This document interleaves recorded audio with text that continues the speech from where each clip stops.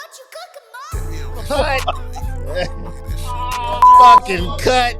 Now I'm gonna go purchase one. That's the problem. This ain't for me.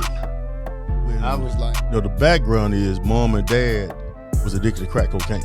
Okay. Right? All praises to the Most High. Hi, how are you? I am Doc Holliday. Welcome to another episode of the Doc Holliday Show, where we love to uplift black men, black woman, black teen, black child, black royalty. And I am joined by another black royalty on this show this week. And you heard me introduce this dude last week. I'm going to introduce him again because it is I. Today really is what I want to talk about. Is about us black athletes, especially young black athletes going pro now. I played football for a long time. NFL, was blessed enough to make it to the NFL, even played in the CFL. And if you play sports, especially in the hoods, you want to make it to the pros, whether it's NBA, NFL, whether you're boxing, or even whether you're playing baseball, Major League Baseball. Now, we think it's a blessing, and it is a blessing. But I like to talk about and call going pro, it's the cursed blessings, because it's a blessing to be able to go pro, to be able to make all that money, to be able to have that notoriety. And that's what a lot of us strive for. That's why we play sports and get into sports at such a young age. But this episode is talking about being able to deal with that. And the reason why I call going pro the cursed blessings, because it ends up being a curse. You ever notice how and why so many former athletes, NBA players, NFL players, boxers, even though they make hundreds of millions of dollars, some of them just tens of millions of dollars, end up broke shortly after finishing playing? You ever wonder why? Because they don't teach us how to deal with that money. And this is all about really giving some advice, because playing in the NFL, when I was in the league, I wasn't making that much money, but I made some good money, and I was running through my money. And the thing about it is that, and I had teammates making way more, a lot more money than me, but blowing through and wasting that money, because when you're getting that money, you're getting these huge lump sums of money, you're thinking it's going to come in forever. You think you're going to always get it. And a lot of times, a lot of us getting this money at 20, 21, 22, 23, 24 years old. And the thing about it is that we get this money and they get these huge contracts, but they don't know how to deal with it. Now, I'm saying if you're an athlete right there, out there right now, especially a top athlete, and you know you're going to go pro, learn financial literacy. If you're in college, take some financial literacy classes. If they don't provide financial literacy classes, take financial literacy classes on your own, because normally we don't know how to deal with money. We don't even understand how money works. We don't understand how the credit system works, because I didn't know. You get this money and you just spend it and you just spend it and you just spend it. Think about it. In the NFL and NBA, we have dozens of new millionaires created every year in our community. Young black men, every year. But no one really teaches them financial literacy. And I always say this, when you're an NFL prospect, when you're an NBA prospect, especially those, you have them hounds coming for you and hunting for you early and often. Because what happens is that when you're a top NFL prospect, NBA prospect, you ain't even got to be that top. Just think about going into the draft. What immediately happens is that you're going to get an agent. Your agent going to come to you. Your agent probably is going to take 4%. And the agent is going to say, not all agents now, not all of them, but a lot of them, they're going to say, you know what? I got a financial advisor for you. It's going to be a friend of his. That financial advisor, he going to clip you, and the agent going to get a little cut back. Then he going to say, I got a real estate person for you. Real estate person going to clip you. Agent going to get a cut back, or whoever referred this person. Then they're going to be like, you know, I got a stylist for you, someone that makes clothes. I got a tailor for you. They're going to clip you. Then they're going to be like, oh, I got a jeweler for you. They're going to clip you and overcharge you. But that's another thing that we need to address in our community, just blatant wasteful spending. Buying it and buying things like cars and jewelry and these expensive clothes and these expensive cars and houses that we don't need. But I say that again is that please, financial literacy, learn how money works. Especially when you know you're about to come into millions of dollars. Don't just assume that that money is going to always be there. And I know a lot of athletes, they give these attorneys and their agents power of attorney, which means they can, because they don't want to deal with having to pay bills, or they trust somebody to pay their bills for them. So when someone has power of attorney, they're giving them power over their bank account, over their money. And a lot of times they be clipping them. That's why I say going pro for us is a lot of times it be a curse more than a blessing. Now, it is a blessing if we knew how to deal with it. Not even just knowing how to deal with the money, but how to deal with the fame and the celebrity and everything that comes with that. Because athletes' realities are warped, extremely warped, like mine was. And I wasn't no huge superstar. I was just good. But when you're a star athlete, your reality is warped. And what I mean by that is that you get to do things and get away with things that no one else gets to do and get away with. Like in the NFL, they make all that money, and a lot of times they get a lot of stuff for free. And they get a pass on a whole bunch of things. So your reality ends up getting warped. So it's a lot of things you do as a star athlete, they give you a pass on it, whether you're in school, whether you're out in the world, whether you're out in the community, especially in the clubs, especially by police, they give you a pass. But once you're done playing, you're still living in that warped reality, and you're in real reality now when people no longer care because you're no longer entertaining them and they no longer have any use for you. So now the same things you used to do in your warped reality and get away with, now in the real reality, you don't get away with those things anymore. So a lot of cats end up getting depressed. And the reason why I say all of this about learning financial literacy, because just looking at the numbers and looking at the number of us that just go broke shortly after playing, it's staggering, and no one is really addressing the reason why. Just here recently, we had 18 former NBA players arrested, indicted by the FBI for fraud, fraudulently receiving benefits, dental health benefits, or checks, and some of them won any more than $20,000 or $30,000, and some of them dudes just finished playing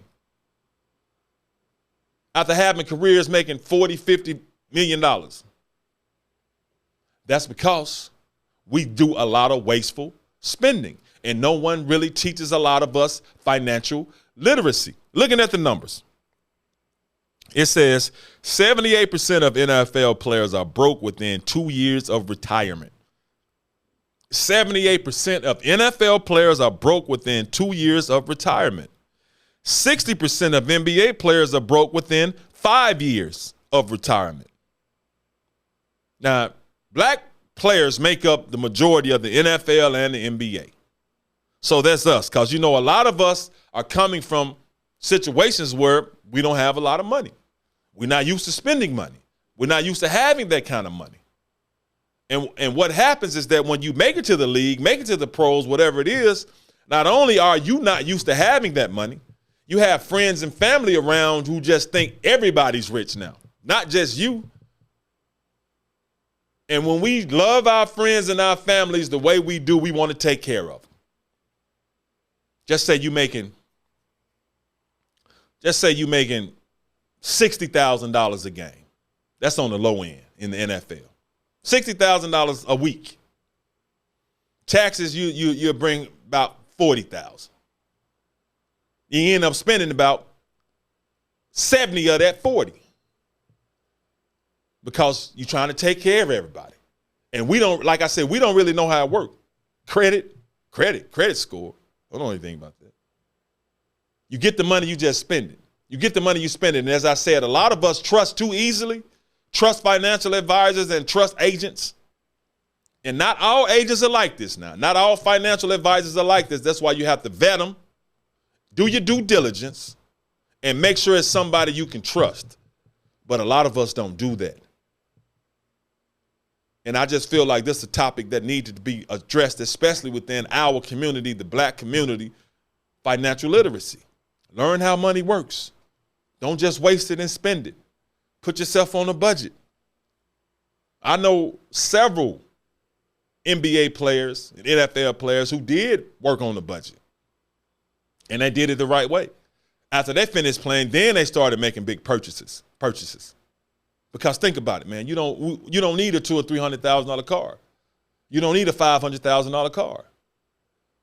And a lot of them get these big houses, not understand. They get mortgages. They get one or two of them. They get mortgages. And with mortgages and big houses, with big houses come big light bills, big landscape, big utility bills, big security, all kinds of things. This is just something I just wish we would address more in our community, especially among young black athletes, because we all know we can hear about the Antoine Walkers going through. I mean, I call his name, but it's NBA player after NBA player going broke. NFL player after NFL player going broke because we don't know how to handle the money. We don't know how money works. Don't know how credit works. Don't know how the financial world works. And my thing is that a lot of times they don't want us to know how it works. They don't. They want to give it to us so they can take it back. They'll surround themselves by you, laugh in your face, act like they're your best friends while they're trying to rob you and rip you off and make them rich. And we're too trusting because a lot of us, especially star athletes, you've probably been a star athlete for a long time.